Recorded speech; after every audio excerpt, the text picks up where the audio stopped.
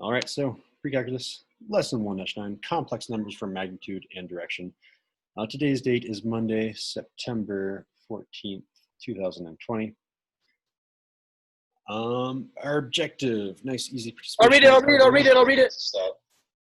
So I'm gonna go with the quiet raised hand, which was Caroline. I'm not answering anything anymore. He can read it. No. Caroline, I want you to read it. I want Sindel to know that he messed up. Okay. Convert magnitude and direction to rectangular form. All right, there it is. And I should point out that this lesson 1-9 and last lesson 1-8, you really have to get these mastered quick, because typically in mathematics you have like a few, like maybe a month to climb a rung on the ladder of difficulty for math. This unit though, you have to have 1-9 and 1-8 down really well in order to do like the next few lessons immediately after this. So if you're really lost in 1-10 or 1-11, it's because we didn't work hard enough in 1-8 and 1-9. So let's pay a lot of attention. How do we do this? So just as a review, if I want to find the magnitude or the absolute value of some complex number, and this is just any a plus bi, it could be 3 minus 7i or whatever, what is the formula? Look back at your notes 1-8. Oh, whoa, a person already is ready. Emily, I see your hand. I'm going to wait for everyone to look at the notes though. What is the formula?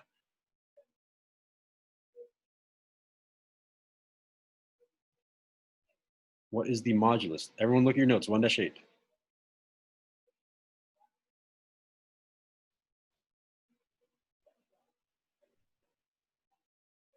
All right, there's some more hands. Yeah, Emily. It's going to be the square root of a squared plus b squared.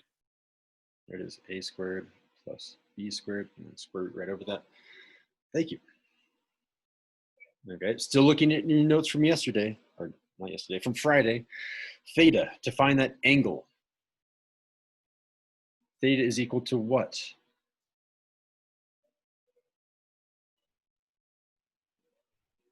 Beverly? Okay, I don't know if I'm going to say this right, but it's tangent. And then I don't know how to say that, like to the -1 or like. Oh, arctangent? Arctangent, okay. Yeah, arctangent. And then imaginary over real times Yeah. imaginary. Imaginary over real. So you can, we can say b over a, we can say imaginary over real. It's whatever formula that you guys want. I think we said imaginary over real last time, but specifically it doesn't have any I in it, so I'm going to do b over a in this case. So arctan of b over a. And that's it. So again, these are formulas that we hopefully have memorized. We think about them before we go to sleep each night. And I should write their names too. So technically, this is the angle. Another word for it is for direction. And this absolute value symbol over here, you can think about this as the length, or you can think of it as the magnitude. There's a lot of synonyms for these words that we're using.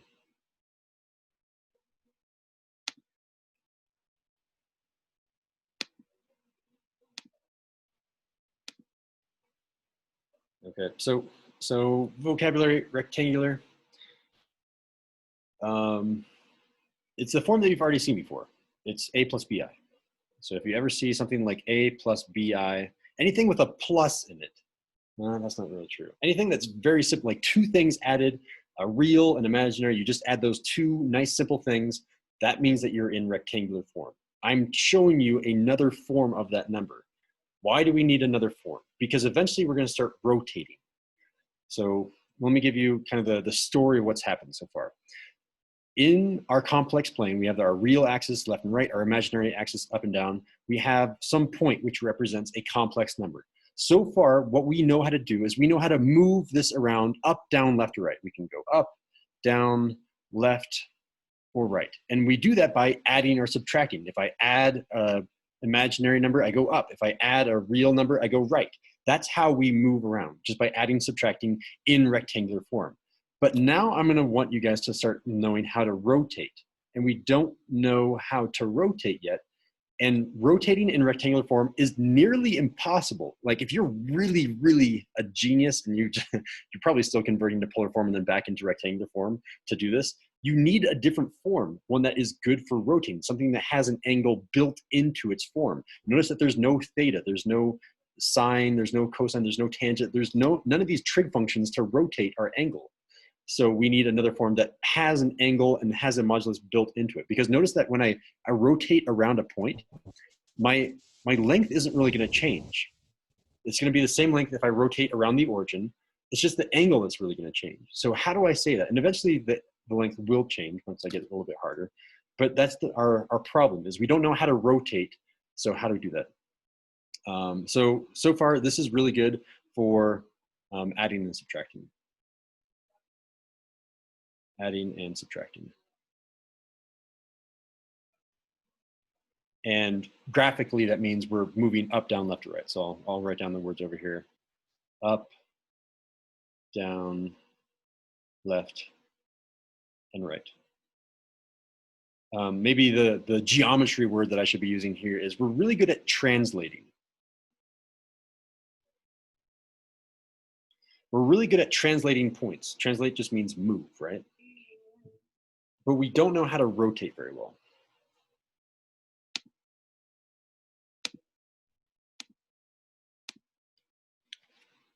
Oh wait, Cohen, I think you're here early again, right?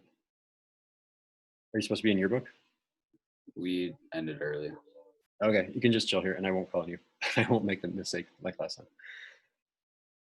All right, so I said this before, but modulus. What are the synonyms of modulus? Again, give them to me. I said them up above. Modulus. Oh, I did not say modulus, did I? Darn it, okay. I'll give it to us then. It's another word for magnitude.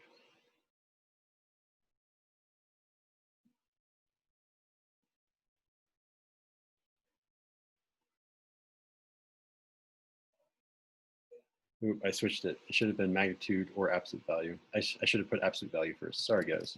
You can say magnitude there and absolute value in the second blank if you have them, but this should have been two words. So absolute value and magnitude. Magnitude. And again, another synonym that I didn't even list here that I could have done is length.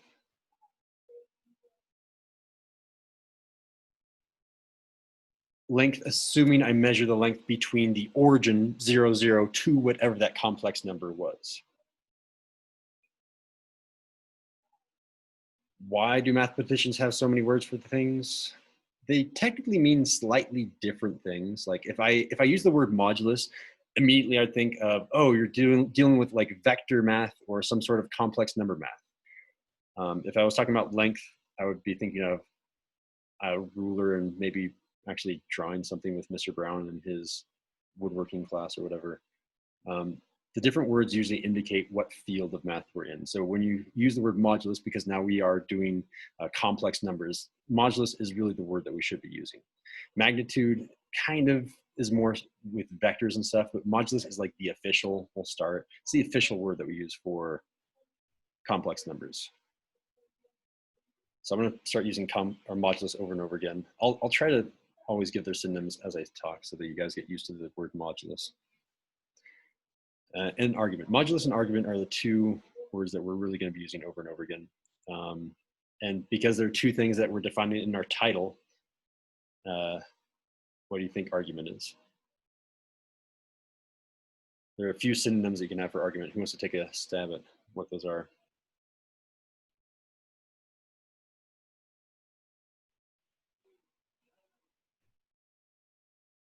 You want to give it a shot, Leo? Argument. It's not the magnitude. It's not the length. What's the other word that's in our title, Leo? If it's not magnitude.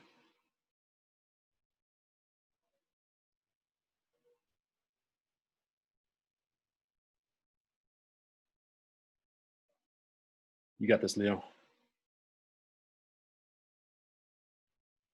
Oh no. Look at the title again, 1-9. It's on the screen. It's not magnitude. It must therefore be. Direction. There it is. Yeah. It's another word for direction. Which again is another word for angle. So I'll put angle down here. Oh, my computer's lagging. Can't handle Zoom and Chrome and my PDF expert. Okay, so whenever I have a complex number, one way of doing it is with rectangular form and the other way is with polar form. And this is teaching you polar form now. How do we get backwards? How do we use magnitude and direction, which are really polar form? I'll formally define polar form tomorrow. But how do we use magnitude and direction? How do we use the modulus and argument to get to rectangular form? Being able to go backwards and forwards is super essential because you're going to be doing it over and over again at a higher level in just a few lessons. So we have to get really, really good at turning rectangular into polar and polar into rectangular. And I'll just make a note that I keep saying polar and I haven't defined it, but these two components make up polar. Polar is just defined by its modulus and its argument.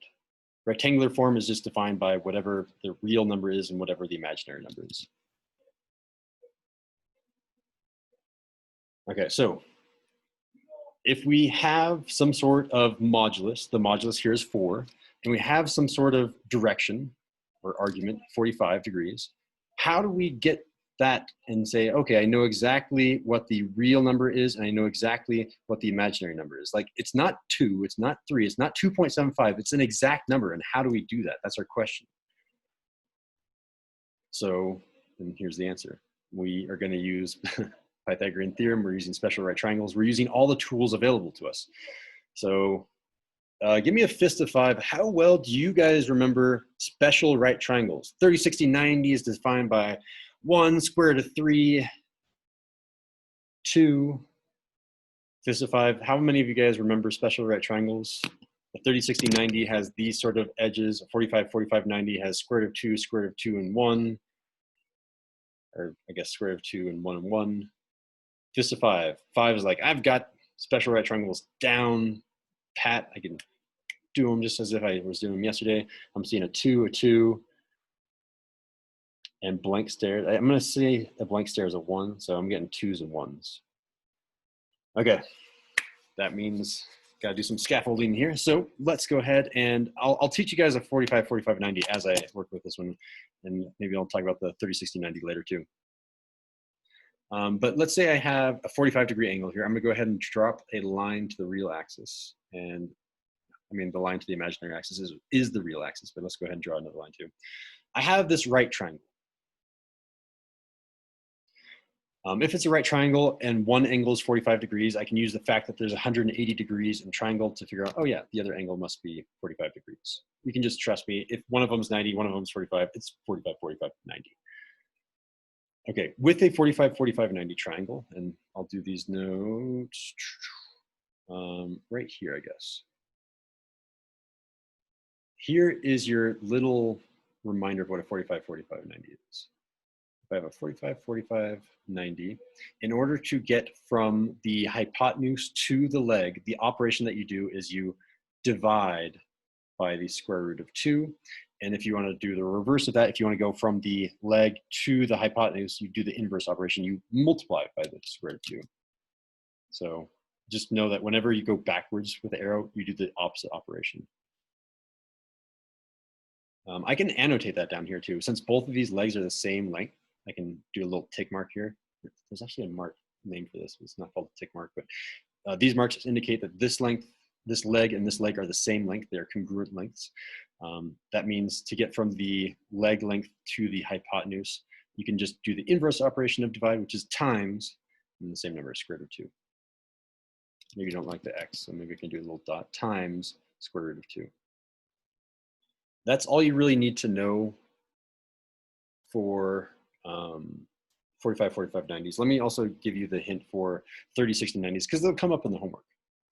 So let me draw out a 30, 60, 90. In order to get from, usually you want to start with the shortest leg. That's kind of like your starting amount, because you can go from the short leg to the hypotenuse, and you can go from the short leg to the long leg, but you can't go over this sharp little corner. I mean, you can, it's essentially going twice this direction though. So you don't really go over that sharp corner from the long leg to the hypotenuse. But to go from the short leg to the hypotenuse, all you do is you multiply. I'm going to do a dot instead of times. So times by 2. Nice and easy, times 2. No square root of 2 or anything, just times 2. And if you want to go from the short leg to the long leg, you're going to times by square root of 3. Again, if you want to do the inverse operation, like if you want to go from the long leg to the short leg, then now I would divide by square root of 3. And if I want to go from the hypotenuse to the short leg, I would divide by 2 instead of multiply by 2. It's just the inverse operation to have the arrow go the opposite direction. If I actually annotated that on here, it would fill up the screen and make it super complicated. So I'm going to leave it like that. Hopefully we all understand. To go backwards, you do the inverse operation. Okay. So we're using these tricks to do this problem.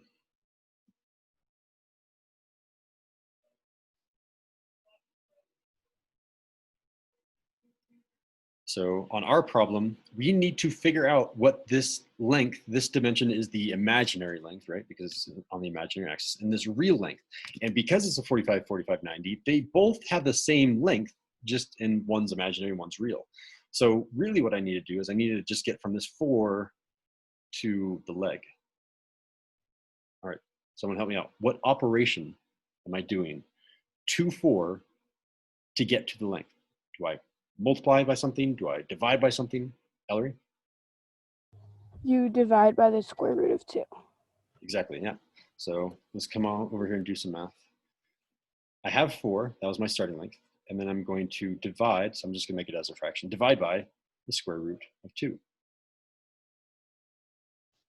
And while if I punch this into a calculator, I could get it correct, I need to get this exactly correct, especially for Khan Academy. Usually they'll use the word write your answer exactly. That means you can't just punch this into a calculator, because the calculator will give you a decimal approximation, which you will have to round.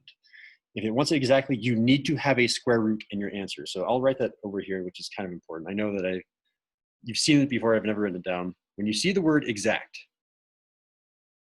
exact means you have to have I guess no decimals, no rounding. So I'll say no rounding, no rounding.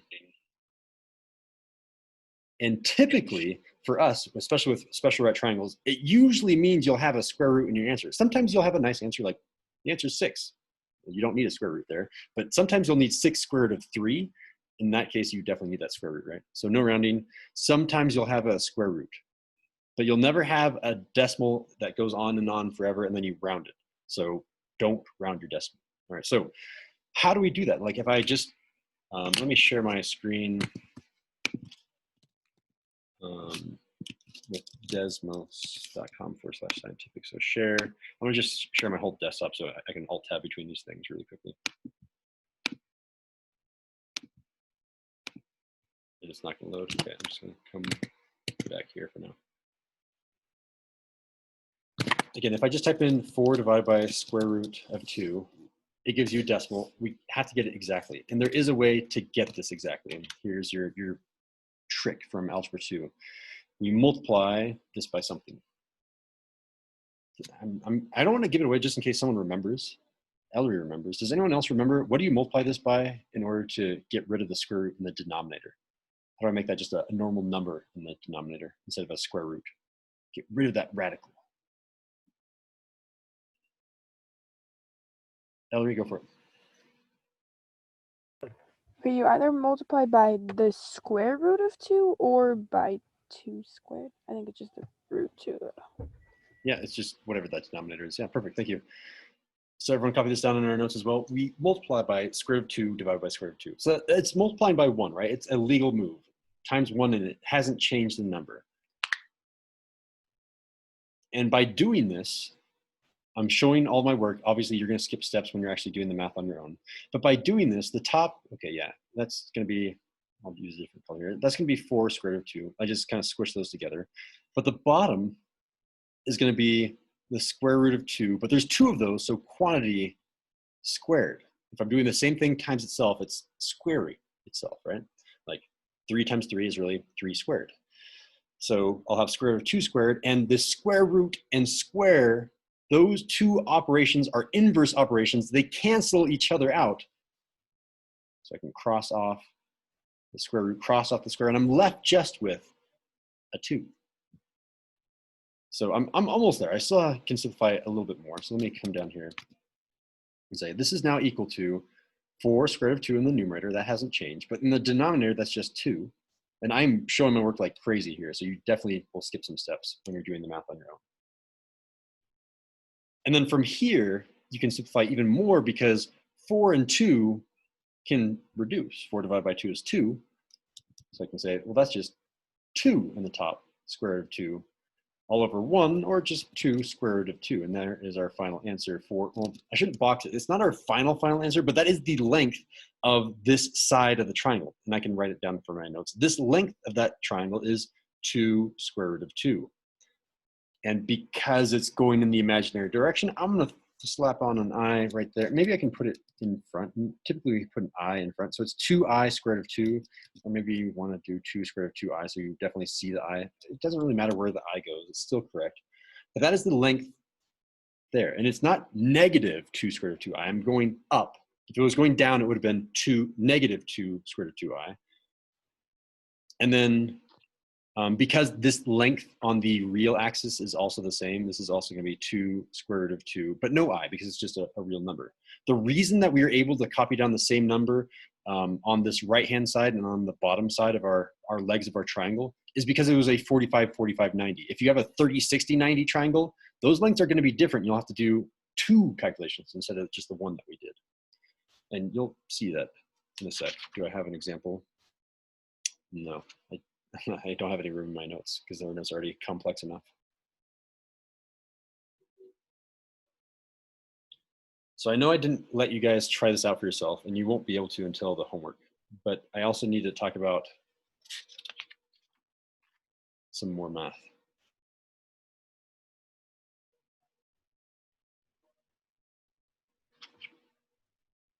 All right.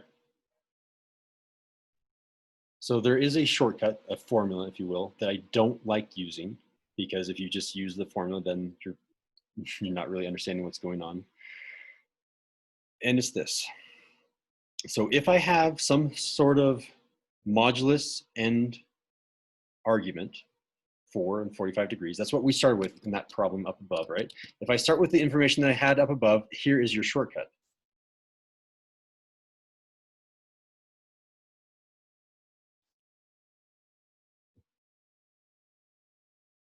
All right, and it's going to be this. This shortcut, by the way, does not help you when it needs, whenever you see the word exact, you have to use special right triangles. But like if you can just skip a step and it says, hey, go ahead and round your answer, this shortcut will work. And it's the reason, or this shortcut is like the basis of this unit. So take the absolute value of that number, whatever that modulus is. Again, remember that 4 represents this absolute value of z. I'll put that in our notes too. Take the absolute value of z, multiply that times cosine of whatever the argument is. Again, argument just meaning angle. And there, you're done. That is the real part. Remember, your rectangular form has a real part and imaginary part. You just add those together. How do you find the imaginary part? Well, it's going to be, again, you take whatever the modulus is. Again, modulus in our case was 4. And you multiply that times sine of the argument.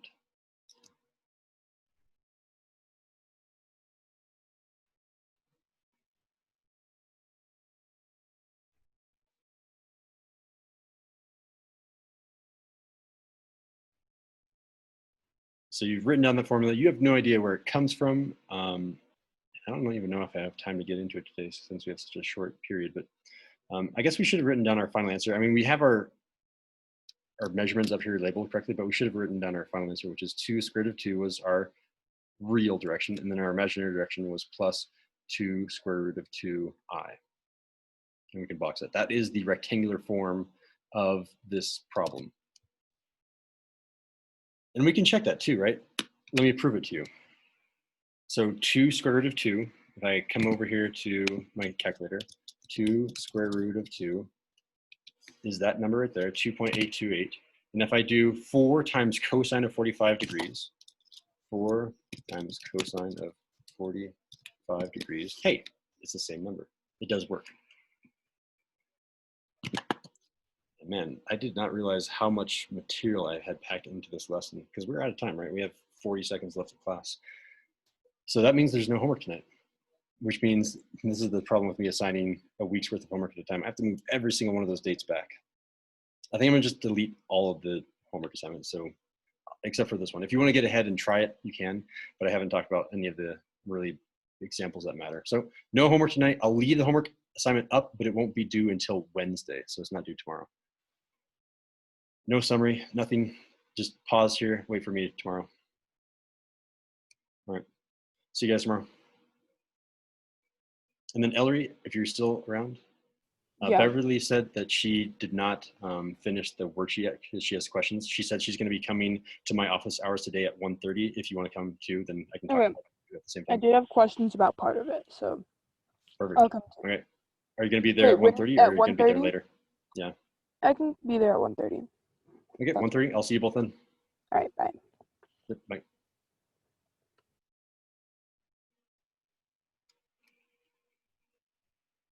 All right.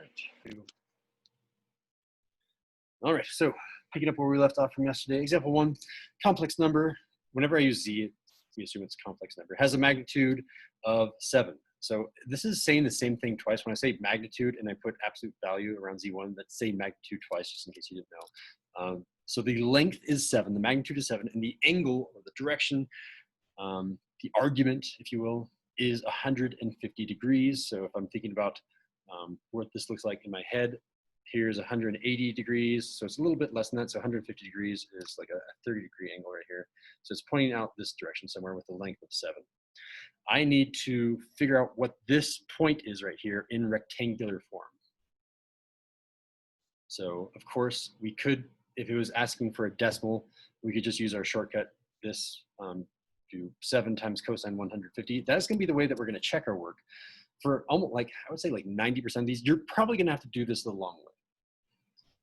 Only when they don't give you a special right triangle can you do it the shortcutty way. How do I know that this is a special right triangle? Because as I said before, 180 degrees is the full, like it's pi radians, it's a full half, I should say, it's a half revolution, and then 30 degrees backwards. If it's 30 degrees backwards, this angle is 30 degrees. The triangle is a 30, 60, 90.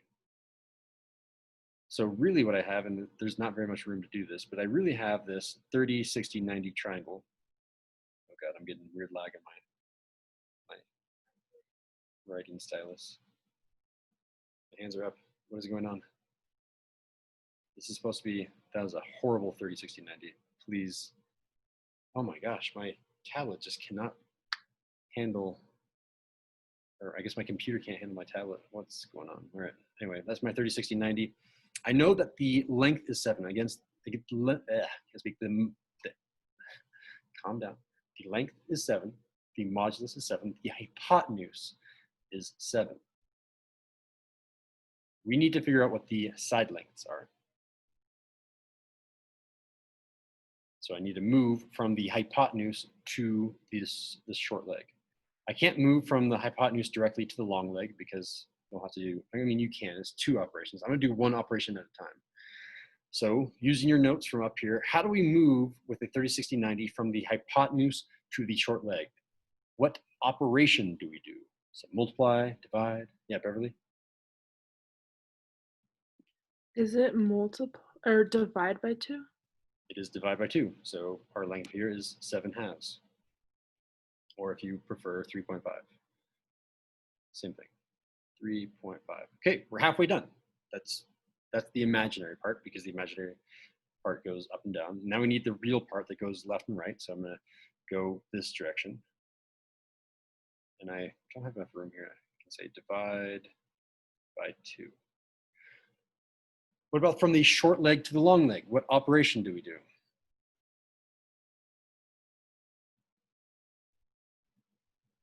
Yeah, Ellery? You're gonna divide by the square root of 3. But it wouldn't be going from the short leg to the long leg. That would be going from the hypotenuse to the other leg. So it is going to be dealing with something with the square root of 3, and you have to figure out, is it multiply or divide by square root of 3? Or yeah, divide by the square root of 3. So it's actually multiply in this case. So Oh, because we're not moving backwards. You're just going normally. I yeah, see. just going normally. Okay. Yeah. And then another way to remember that is the square root of 3 is about 1.3. It's a number bigger than 1, and we are getting longer, so I should be multiplying by a number bigger than 1. So this is going to be 3.5, and then I'm just going to squish on the square root of 3 there. That's what it means to multiply, because we multiply by square root of 3 for our operation here. And we're basically done. We come over here and we write down, it's going to be, again, remember where we are in terms of our unit circle. We went left on the real, and we went up on the imaginary, which means I should have a negative real number. This 3.5 square root of 3 should be negative.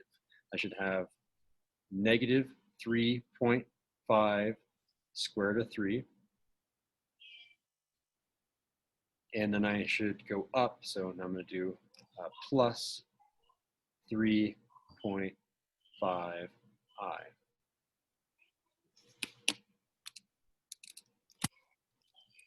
Wait, why is it negative again? Because we went left if you're looking at the unit circle. Okay. So if I wrote out all the steps for this, this would be like a 9-step process, I feel. But step number 1 is to first draw, where are we? We're in quadrant number 2. We're in the top left quadrant. Jaden, I need to be able to see your face. Oh, there you go. Is it because of your virtual background? Okay. Yeah, probably. So I want to check our work too. So let me Alt-Tab over here to Google Chrome, and I'm going to use that formula. So our formula was do modulus times cosine of our argument. So it's going to be 7 times cosine of 150. Yeah. Is that equal to 3.5 times square root of 3? And actually, this was the x coordinate, wasn't it? Yeah, so it should be 3.5 square root of 3. So is that 3.5 times the square root of 3? Hey, and it is. And of course, this should have been negative, right? That's what I wrote down. And then you can check the other one, right? It should be 7 sine of 150. Is that equal to 3.5? Oh, yeah, it's clearly equal to 3.5 right there.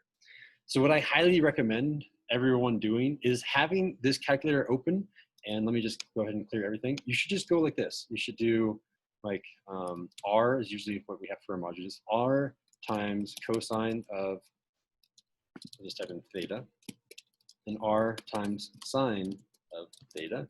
And then what you can do down here is you can say R is equal to some number like 7, and you can say theta is equal to some argument like 150. And then you can just change these two variables, and you don't have to keep typing in R cosine theta, R sine of theta. It changes. Like if I change R to 8, it changes all the values. If I change theta to 120, it changes all the values. So this would be a quicker way to check all of your work. All right, questions on example 1 before I move on? Beverly. Wait, can you do again, or can you show us again what you put in the calculator? Like what would be R or? So like clearing everything and restarting? Yeah, for the problem that we just did. Yeah, so I'm just using this formula here. The absolute value of z, I'm going to go, because I don't want to type in the whole thing. I'm going to call this thing R for my formula. So I'm going to be typing in, do you want me to do like the fancy formula or just like the basic type in your answer? Like the thing you just did right now to like check if you like. Okay, so R times cosine, and I'm going to type in theta, or you can do x. It doesn't really matter what variable you use. I'm just going to use theta so it looks nice and official. R cosine of theta, R times sine of theta. And then I can type in r to be whatever I want. I can type in theta to be whatever I want. So if r is, I don't know, 7 and 150, then it pops out these two numbers up here, r cosine of theta and r sine of theta are actually evaluated. And if theta is 120, it all works out. And when I'm doing times, I'm really doing shift 8. So here's 8, and I hold shift, and I let go of shift, and I hold shift. Shift 8 will do the time symbol. And then you can actually type in theta. As soon as I type in the A, it turns into this theta symbol. Does that answer the question that you had? Sure. When you say sure, that's basically a no. So, okay, well, I'm gonna move on. You can ask at the very end if I can clarify it a little bit better. All right, so it's helpful to memorize these special right triangles.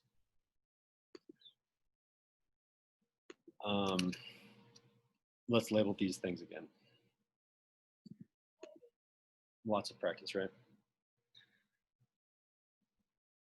The typical way that we label the sides is if this length is x, this length is x, we can do it that way. But I think that even better is just how to get around. What operation do I do from here to here? What operation do I do from here to here? So someone aside from Beverly and Ellery who haven't participated, so someone who has not participated, what operation do I do to get from the leg to the hypotenuse on a 45, 45, 90? We've already written this down on the other side of your notes or on the other side of my notes up here. Do you divide square root of 2? To go from, which direction are you going? Are you going from hypotenuse to leg or leg to hypotenuse? From leg to hypotenuse? You're really close. It's not divide, it's actually multiply. Multiply by square root of 2. Yeah, but it is that square root of 2, exactly. And Oscar, what about the reverse of that? If I wanted to go backwards from the hypotenuse to the leg, what operation would I do? Then you would divide? Exactly, yeah. That's when I divide by square root of 2. All right, someone aside from Oscar, Ellery, and Beverly, someone new. How do I get from the, let's do both of these directions. Now I have enough room, so it's not gonna be too complicated. How do I get from the hypotenuse to the short leg? What operation do I do? Someone new. Hypotenuse to the leg, the short leg. So there's two different lengths. Back to your notes. Divided by 2. Divide by 2, yeah. And Leo and Oscar, if we could both raise our hands next time, I'd appreciate it. Thank you, yeah. Divide by 2, Leo has it. And then Leo, if I want to do the reverse of that, if I want to go from the short leg to the hypotenuse, what operation would I do?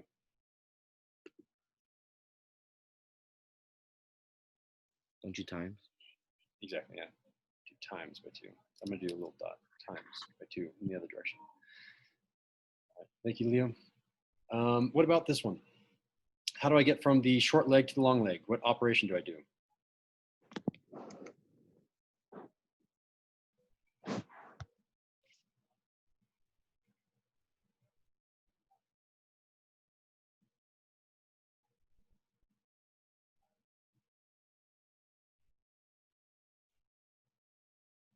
Samantha, yes, thank you. Samantha, how do I get from the short leg to the long leg? Mr. Sundar, I can't hear you. You're cutting off. Okay, I'll just repeat myself until the full message comes in. I guess I don't know what else to do. How do I get from the short leg to the long leg, Sam? What operation?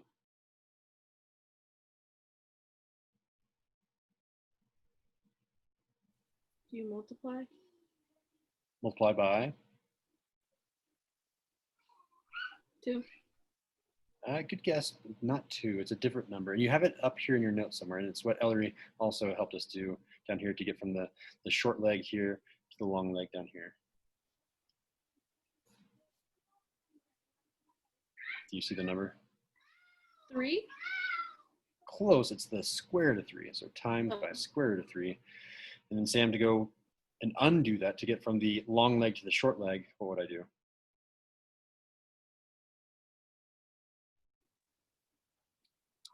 divide Yep, instead of multiply, it's now divide. 3. Yeah, that's squared. Still square root of 3, yeah. Okay, let's move on here to example number 2 then. So notice that these say you need to do it exactly. So you can't use our shortcut formula aside from just checking your work.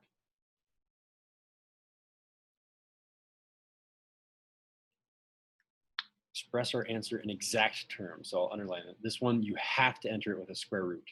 These other ones, you eventually did have to round to the nearest 1,000. So I would have had to come back here and type in 3.5 square root of 3, which would have been 6.06. So my final answer for here would have been negative 6.06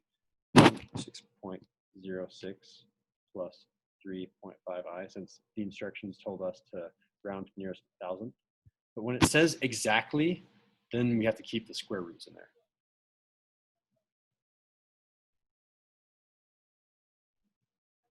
Okay, so shoot, is this the exact same problem? It is, isn't it? 7 and angle is 150. Okay, who can walk me back through this? Can you regurgitate the work that we just did in example 1?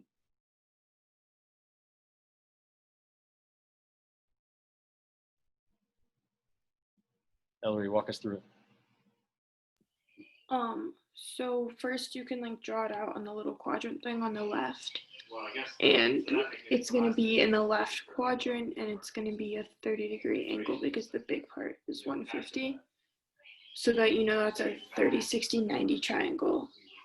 So you can draw out that in the main part. And you know that the hypotenuse length is 7. So you can go over the top and divide by 2. And you'll have that leg is equal to 3.5, and it's really 3.5i because it's on the imaginary axis. But then you can move from 3.5i to get the long leg by multiplying by the square root of negative 3. And then you know that that's a negative because you're in the left-hand quadrant, so you'll have negative 3.5 root 3.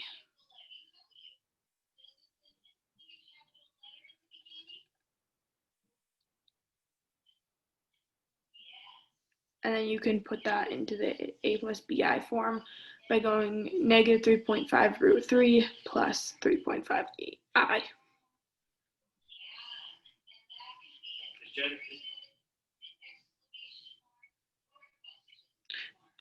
Mr. Sano, I have a question. What do you do when the triangles aren't, when it's not like a 45-45 triangle or a 30-60-90 triangle? Then you have no choice but to use the shortcut up here, the r cosine theta, r sine theta. Okay, so it won't ask for it exact on the homework if you have one like that. Exactly, yeah.